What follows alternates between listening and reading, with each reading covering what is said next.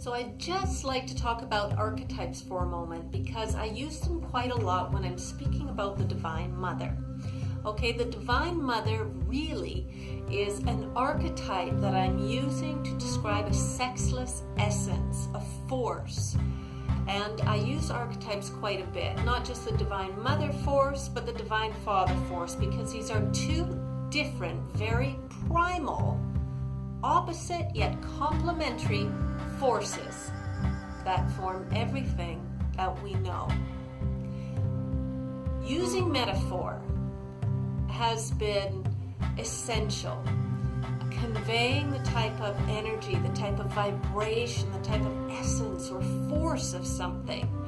And they have used the animal kingdom to do that, such as, let's say, archetype of wolf.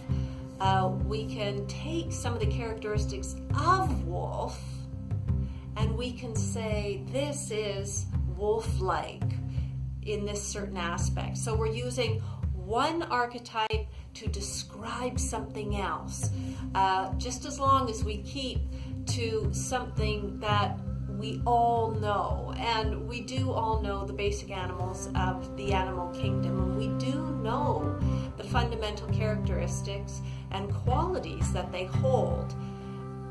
And so we use this metaphoric language of archetypes in order to explain the unexplainable, in order to explain, again, the vibration or the essence, in order to convey an overall picture of something else.